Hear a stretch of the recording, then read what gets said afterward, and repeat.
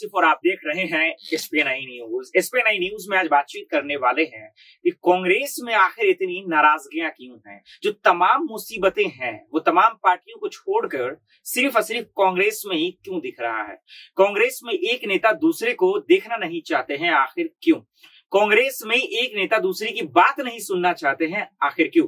कांग्रेस की हालत आज बद से बदतर होती जा रही है, आखिर क्यों। और आखिर में ये भी जानने की कोशिश करेंगे इस प्रोग्राम में कि आखिर सोनिया गांधी 5 राज्यों में हार के बाद तमाम नेताओं के साथ मीटिंग कर रही हैं। मीटिंग बुलाई जा रही है, कभी दिल्ली, कभी राजस्थान, कभी गुजरात, कभी हिमाचल, तमाम जगहों पर। क्या इससे कांग्रेस का आने वाला भविष्य क्या ठीक हो जाएगा? इन्हीं तमाम सवालों पर विस्तार से चर्चा करेंगे। हमारे साथ बेहद खास मेहमान रीना मैम मेरे साथ मौजूद है। रीना, बहुत बहुत स्वागत है आपका हमें कीमती वक्त देने के लिए।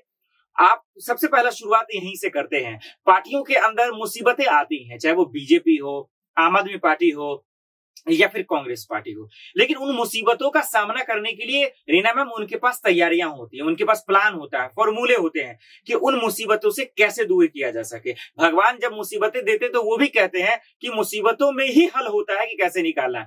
लेकिन आज ऐसा क्या हो गया है कि प्रॉब्लम्स आ रहे हैं, दिक्कतें आ रही हैं, परेशानियां आ रही हैं, लेकिन कांग्रेस के पास रास्ता ही नहीं है। इसकी क्या वजह हो सकती है रीना मैम? क्योंकि कांग्रेस के पास एक तो सबसे बड़ी बात उनमें एकता नहीं है। कभी कोई उनका विपक्ष छोड़ के विपक्ष में जाता है, कोई विधायक जा रहा है, कभी कोई मंत्री जा रहा है, कभी कोई जा रहा है, कभी कोई जा रहा है, क्योंकि वो एक अपने आप में एक सटीक नहीं हो पा रहे हैं। कांग्रेस के जितने भी दावे हैं वो अधिकतर फेल होते दिखाई दिए हैं।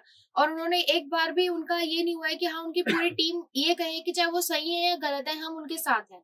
एक बार भी उनके मुख से ये बात नहीं सुनने को मिली है। सब चाहते हैं कि हम उस पार्टी में चले जाएं क्योंकि उसका फायदा हो रहा है। बीजेपी में अब सब लोग बीजेपी की पार्टी जीती है, चलो बीजेपी में शामिल हो जाते हैं क्योंकि भैया वो उसका सत्ता आ गई है।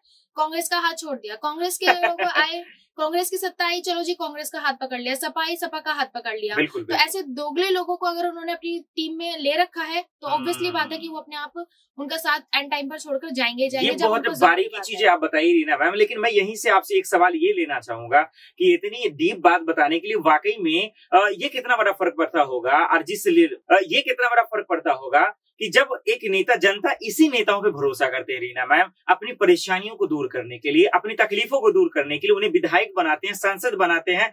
लेकिन यही नेता आपने बहुत अच्छी बात ही कही है कि दामन छोड़ देते हैं, चाहे कोई कांग्रेस का दामन छोड़ते हैं तो कोई बीजेपी का दामन छोड़ देते हैं। क्या इसमें जनता का कितना नुकसान है? क्योंकि जनता तो पार्टी देख के नहीं चुनती है, जनता तो नेता देख के चुनती है कि वो उसके इलाके में कामकाज करेंगे, उनकी परेशानियों को दूर करेंगे। इससे कितना दिक्कतों का सामना करना पड़ता है वहां की आवाम को, लोगों को रीना मैम? पार्टी को देखकर भी वो, आपने जैसे कहा कि पार्टी को नहीं देखते, पार्टी को भी देखते हैं। क्योंकि बीजेपी में अब हम देखें कि यूपी में योगी सरकार है, योगी जी के काम को देखकर जनता ने चाहा कि योगी जी दोबारा आएंगे तो उनके जो विधायक होंगे वो उनको प्रेशराइज करके या उनको समझा बुझाकर उनसे जो काम करवाएंगे उससे हमारा फायदा होगा। लेकिन कांग्रेस की तरफ से ऐसा नहीं देखने को मिला है उन्हें। अगर उन्हें ऐसा दिखता तो शायद वो कांग्रेस को वोट कर देते। ये बड़ी बात आपने कहा। लेकिन रीना मैम, 5 राज्यों के हार के बाद सोनिया गांधी अपने घर पे बैठी नहीं है, लगातार मीटिंग का जो सिलसिला है वो शुरू कर रखी है।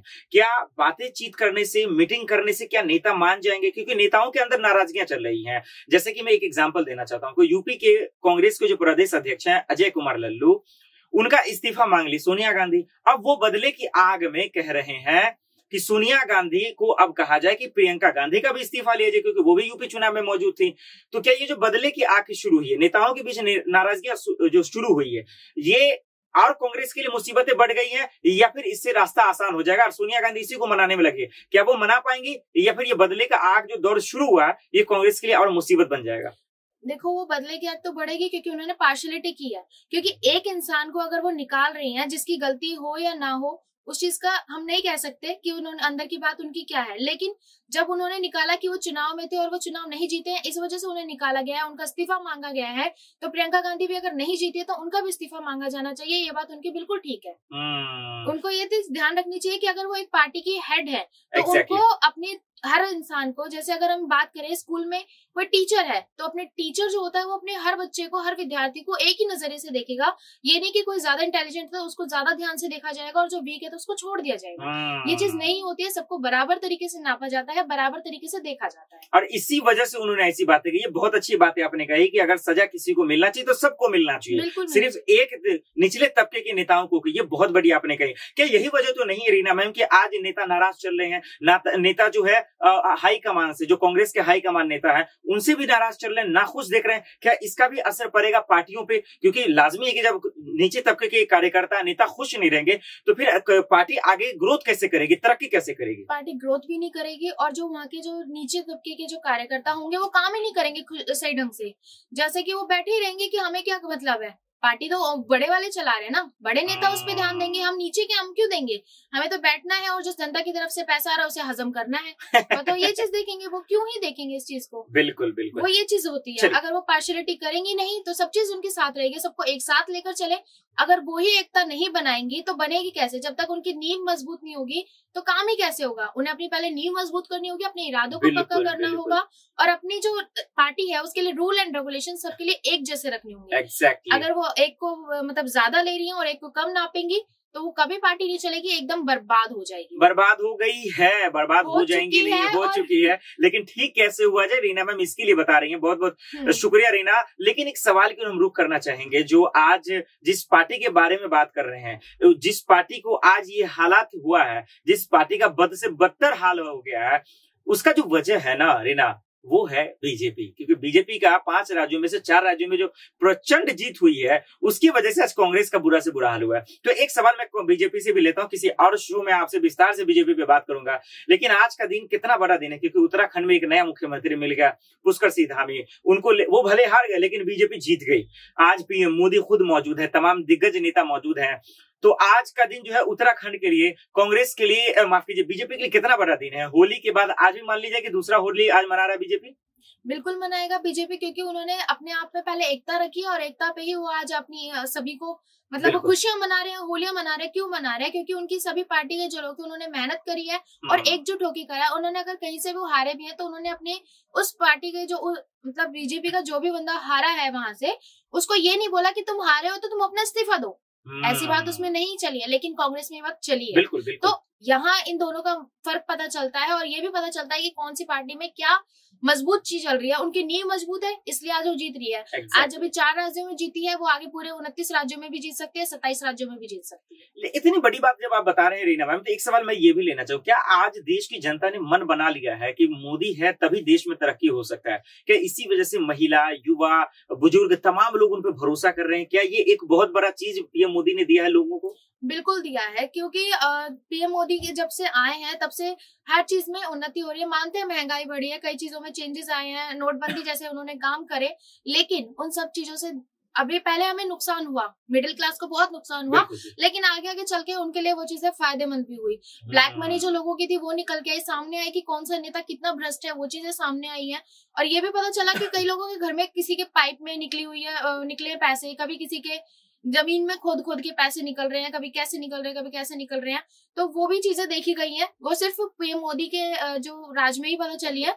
बाकी पिछले जब कांग्रेस का राज था तब तो ऐसी चीजें कोई सामने नहीं आई, तब तो कोई ऐसा सख्त कदम नहीं उठाया। जब महंगाई का जिक्र कर रही है रीना मैम, तो ये भी मैं जानना चाहूंगा कि आज सोनिया गांधी, प्रियंका गांधी, राहुल गांधी, तमाम लोग एकदम हमला करना शुरू कर दिए बीजेपी की, देश बर्बाद हो गया। आज जो है पीएम मोदी को दिखाई नहीं देता, लोग परेशान हो रहे हैं। तो विपक्ष इतना हमला क्यों कर रहा है पीएम मोदी? वो इसलिए कर रहा है क्योंकि अब उनको खाने के लिए नहीं मिल रहा। सबसे बड़ा बात है कि उनको अब खाने के लिए नहीं मिल रहा है, उनके पास अब वो जनता का पैसा नहीं आ रहा है जो वो हड़पते थे पहले। उन्होंने पहले काम के नाम पे पैसा लेते थे लेकिन वो काम कभी पूरे नहीं होते थे, तो इस वजह से उनको दिक्कत हो रही है। जैसे कि महंगाई को लेकर अब वो रोना मचा रहे हैं कांग्रेस वाले, पहले उनको अपने लिए भी देखना चाहिए था कि उनके टाइम पे क्या क्या हुआ है। क्या उनके टाइम पे महंगाई उन्होंने नहीं बढ़ाई? और यही वजह की स्मृति ईरानी भी सड़कों पर आकर जो है धरना देती थी, करती थी। चलिए एक आखिरी सवाल की रुख करते हैं रीना मैम, वक्त की कमी है ना, तो और कुछ मन तो कर रहा है बहुत सारे सवाल आपसे लूं। एक सवाल ये भी है आखिर में, जहां से शुरुआत की हम लोगों ने, कि सोनिया गांधी लगातार मीटिंग बुला रही हैं, नेताओं से बातचीत कर रही हैं, गुजरात जा रही है, हिमाचल जा रही है। क्या 5 राज्यों में हार के बाद अब जो बाकी राज्यों में चुनाव होने वाले हैं, क्या इस मीटिंग से कांग्रेस की स्थिति ठीक होगी? क्या कुछ बदलाव देखने को मिलेगा? आपको क्या लगता है? अगर उनकी नींव कमजोर है तो कुछ नहीं होगा, अगर नींव वो मजबूत कर पाती हैं तो बहुत अच्छा हो पाएगा।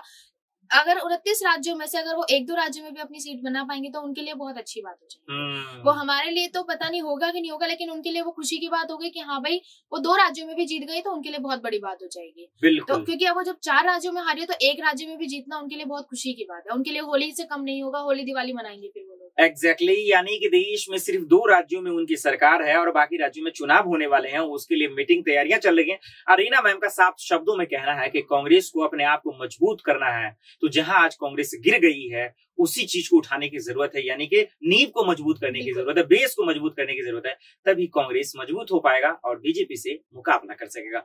बहुत बहुत शुक्रिया अरीना मैम, हमें इन तमाम सवालों का जवाब देने के लिए। फिलहाल इतना ही, बाकी खबरों के लिए देखते रहें SBI न्यूज। नमस्कार।